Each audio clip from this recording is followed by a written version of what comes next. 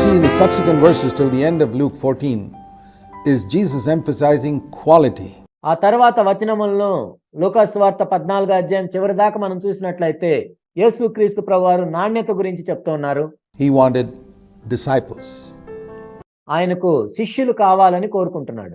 And so he turns around and tells them, if any of you come to me and you don't hate your father, mother, wife, children, brothers and sisters, and even your own life, you cannot be my disciple. ఆయన వారి తట్టు తిరిగి ఈ విధంగా చెప్తూ ఉన్నాడు, ఎవడైనను నా యొద్దకు వచ్చి తన తండ్రిని, తల్లిని, భార్యను, పిల్లలను, అన్నదమ్ములను, అక్క చెల్లెండ్లను, తన ప్రాణమును సహా ద్వేషింపకుంటే వాడు నా శిష్యుడు కానేరడు.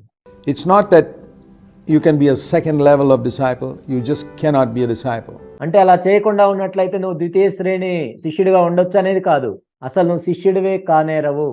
So here we see the first condition of discipleship. శిష్యత్వం యొక్క మొదటి షరతును మనం ఇక్కడ చూస్తూ ఉన్నాం. The Bible says that we got to honor our father and mother. So what did Jesus mean when he said we got to hate? Bible ఏం చెప్తుందంటే నీ తల్లిదండ్రులని సన్మానించమని, గౌరవించమని చెప్తుంది. మరి ఇక్కడ యేసుక్రీస్తు ప్రభువారు నీ తల్లిదండ్రులు ద్వేషించమని చెప్తున్నాడు. దీనికి అర్థం ఏంటి? It's a relative statement. Jesus used some strong language sometimes, like if your right eye offends you, plug it out. If your right hand offends you, cut it off. దీన్ని మనం చూసినట్లయితే ఇది ఒకదాంతో ఒకటి పోల్చి చెప్పిన భాష. కొన్నిసార్లు యేసుక్రీస్తు ప్రభువారు ఇలాంటి మాటలు చెప్పారు, నీ కుడి కన్ను అభ్యంతరపరిస్తే నీ కుడి కన్ను పెరికివేయము, నీ కుడి చేయి అభ్యంతరపరిచినట్లయితే నీ కుడి చేయి నరికివేయము. ఇలాంటి కఠినమైన భాషను ఆయన ఉపయోగించారు. It's easier for a camel to go through the eye of a needle than for a rich man to enter God's kingdom. ఒక ధనవంతుడు పరలోక రాజ్యంలో ప్రవేశించటం కంటే ఒంటె సూది బెజ్జంలో ప్రవేశించటం ఎంతో సులభం. If you don't eat my flesh and blood, you don't have eternal life. నా రక్త మాంసములు మీరు తినకుండా ఉన్నట్లయితే మీకు నిత్య జీవము కలగదు. Many strong words. The words that he spoke was spirit and life. ఎంతో కఠినమైన మాటలు ఆయన మాట్లాడారు, కానీ ఆయన మాట్లాడిన మాటలు ఆత్మయు జీవమునై ఉన్నవి. So what he meant here was that in comparison with our love for him, కాబట్టి ఇక్కడ యేసుక్రీస్తు ప్రభువు చెప్పిన మాటలకు అర్థం ఏంటంటే, మనము ప్రభువుని ప్రేమించే విషయంలో దాంతో పోల్చి చూసినట్లయితే our love for our earthly relatives and brothers and sisters should be darkness compared to light. మనము మన భూ సంబంధమైన బంధువులను, అక్క చెల్లెలను ప్రేమించే విషయంలో ఒక వెలుగుతో పోల్చి చూసినట్లయితే అంధకారం వలె ఉంటుంది. To use an illustration, if your love for your parents, wife, children, brothers, sisters is like the light of the stars, your love for Christ must be like the light of the sun. దీన్ని మనం సాదృశ్య రూపకంగా చూసినట్లయితే నీ తల్లిదండ్రుల పట్ల, నీ భార్య పట్ల, నీ బంధువుల పట్ల, అక్క చెల్లెళ్ళ పట్ల నీకుండే ప్రేమ నక్షత్రపు వెలుగు వంటిదైతే యేసుక్రీస్తు ప్రభు మీద నీకుండే ప్రేమ సూర్యుని వెలుగు లాంటిది. And when the sun comes up, the stars, as it were, become dark. They are there. సూర్యుని వెలుగు వచ్చినప్పుడు నక్షత్రపు వెలుగు అనేది అంధకారం వలె ఉంటుంది. ఆ వెలుగు అక్కడ ఉన్నా సరే అంధకారం వలె ఉంటుంది. But it's dark. కానీ చాలా చీకటిగా ఉంటుంది అక్కడ. So that's what it means here. Your hate means your love for your father and mother are almost invisible. ఇక్కడ ద్వేషించటం అంటే అర్థం ఏంటంటే నీ తల్లిదండ్రుల మీద ఉండే ప్రేమ దాదాపుగా కనపడినట్లుగానే ఉంటుంది. It's you love them, but in the light of your love for Christ, which is like the bright shining sun, that is almost like darkness. ఎంతో ప్రకాశవంతంగా ప్రకాశిస్తున్న సూర్యుని వెలుగుతో పోల్చి చూసినట్లయితే నీ తల్లిదండ్రులను ప్రేమిస్తావు, కానీ ఆ ప్రేమ కనపడినట్లుగానే ఉంటుంది. It's like hatred, as it were. అది ద్వేషించినట్లుగానే ఉంటుంది. And it also means that we should not allow our relatives or brothers or sisters to hinder us from following whatever the Lord may call us to do. ఇంకో విధంగా ఏంటంటే మన తల్లిదండ్రులు కానీ, మన సహోదరులు కానీ, సహోదరులు కానీ దేవుడు మనల్ని దేనికోసం అయితే పిలుస్తున్నాడో ఆ పిలుపుకి వాళ్ళు అడ్డుపడకూడదు, అభ్యంతరకరంగా ఉండకూడదు. So the first condition of discipleship is a supreme love for Christ. ఇక్కడ శిష్యత్వానికి మొట్టమొదటి షరతు ఏంటంటే యేసుక్రీస్తు ప్రభువుని ఎంతో అమితంగా ప్రేమించటం. Where we love Christ more than our parents, more than our wives, more than our children. తల్లిదండ్రుల కంటే, భార్య కంటే, పిల్లల కంటే మనము యేసుక్రీస్తు ప్రభువుని ఎక్కువగా ప్రేమించటం. More than every brother and sister in our blood relationship or within the church and our own life. మన రక్త సంబంధులైన సహోదరి సహోదరులైనా సరే, సంఘంలో ఉన్న సహోదరి సహోదరులైనా సరే, మన సొంత ప్రాణము కంటే కూడా ఎక్కువగా యేసుక్రీస్తు ప్రభువుని ప్రేమించటం. Now, would you say that missionary work and evangelism has brought Christians to this place? Every person who claims to be a born-again Christian సువార్త కానీ, మిషనరీ పని కానీ తిరిగి జన్మించిన క్రైస్తవుల్ని ఈ స్థానంలోనికి తీసుకువచ్చిందని మీరు అనుకుంటున్నారా? would you say that he has come to this place? Have you yourself, if you claim to be a born-again Christian, ఒకవేళ నీవు తిరిగి జన్మించిన క్రైస్తవుడు అని నువ్వు చెప్పుకుంటున్నట్లయితే నీవు ఈ స్థాయికి నువ్వు వచ్చావని నువ్వు అనుకుంటున్నావా? come to this place where you can say you love Christ supremely more than anyone on this earth? ఈ భూమి మీద మరెవరికంటే కూడా నేను యేసుక్రీస్తు ప్రభువుని సర్వోన్నతంగా ప్రేమిస్తున్నాను అని చెప్పే స్థాయికి నీవు వచ్చావని నువ్వు అనుకుంటున్నావా? Well, in my observation of believers in many lands over this last half century, ఈ అర్ధ శతాబ్దంలో అనేక ప్రాంతాల్లో నేను ఎంతో మంది విశ్వాసులను చూశాను. నేను గమనించింది ఏంటంటే I don't find that to be true. అది నిజము కాదని నేను చూశాను. They've accepted Christ. They sing, my sins are all forgiven and I'm on my way to heaven. వారు క్రీస్తుని అంగీకరించారు, నా పాపములన్నీ క్షమించబడ్డాయి, నేను పరలోకానికి వెళ్తున్నానని వాళ్ళు చెప్తారు. But they haven't become disciples. కానీ వాళ్ళు శిష్యులుగా మారలేదు. Second condition of discipleship is mentioned in verse 27. శిష్యత్వానికి రెండవ షరతు 27వ వచనంలో ప్రస్తావించబడింది. Whoever does not carry his own cross and come after me cannot be my disciple. ఎవడైనను తన సిలువను మోసుకొని నన్ను వెంబడింపని ఎడల వాడు నా శిష్యుడు కానేరడు. Again, that's that absolute cannot. ఇక్కడ కూడా మనం చూసినట్లయితే ఖచ్చితంగా శిష్యుడు కానేరడు అని చెప్పబడింది. What does this mean to carry the cross every day? ఇక్కడ అనుదినము సిలువను మోయటం అంటే ఏంటి అర్థం? It says his own cross. తన సిలువను తాను ఎత్తుకొని వెంబడించటం. I don't have to carry the cross of Jesus Christ. I don't have to carry anybody else's cross. నేను యేసుక్రీస్తు ప్రభు యొక్క సిలువను మోయాల్సిన అవసరం లేదు, మరొకరి సిలువను మోయాల్సిన అవసరం లేదు. I have to carry my own cross.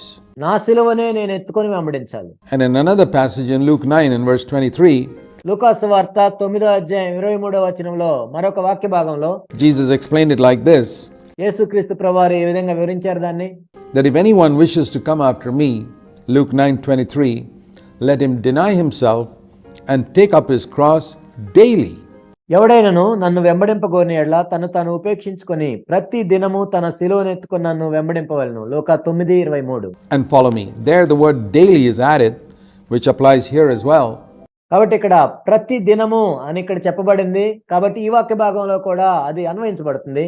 So if we are to take up a cross every day of our life, కాబట్టి మన జీవితంలో ప్రతి దినము మన సిలువను ఎత్తుకొని మనం వెంబడించాలంటే our cross, and follow Christ, it must mean that Christ himself carried a cross daily. ఇక్కడ మన సిలువను మనం ఎత్తుకొని ప్రతి దినము క్రీస్తుని వెంబడించాలి అంటే ఇదేం తెలియజేస్తుందంటే క్రీస్తు కూడా ప్రతి దినము తన సిలువను ఎత్తుకున్నాడు అని తెలియజేస్తుంది. Otherwise, how could he ask me to follow him? లేనట్లయితే ఆయన వెంబడించాలి అని ఆయన ఏ విధంగా అడగగలడు? మనం Daily taking up my cross. నా సిలువను నేను ఎత్తుకొని అనుదినము ఆయన వెంబడించాలని. So there was an inward cross in the life of the Lord Jesus. కాబట్టి ప్రభువైన యేసుక్రీస్తు యొక్క జీవితంలో అంతరంగ సంబంధమైన సిలువ అనేది ఒకటి ఉంది.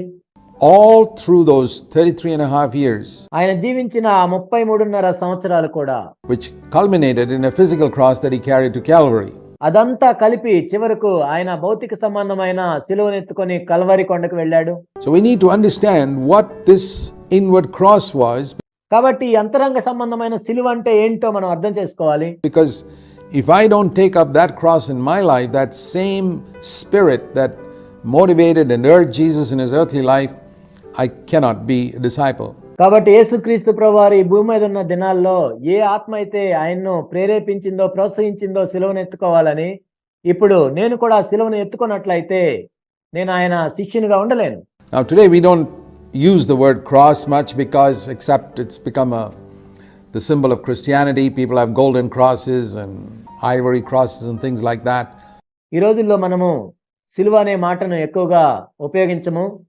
కొంతమంది క్రైస్తవులు బంగారు సిలువలను వేసుకుంటారు, ఐవరీ సిలువలను వేసుకుంటారు, వాళ్ళు తప్ప ఎక్కువగా వాడరు.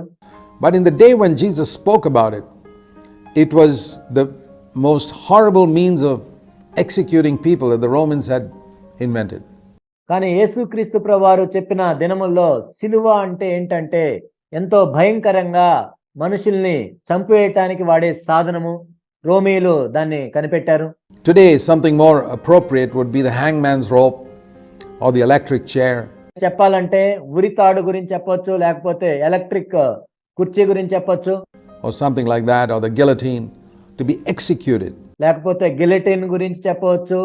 దేని ద్వారా అయితే ఒక మనిషిని చంపివేస్తారో దాని గురించి చెప్పొచ్చు. So the cross was a symbol of execution, of a man being hanged, put to death.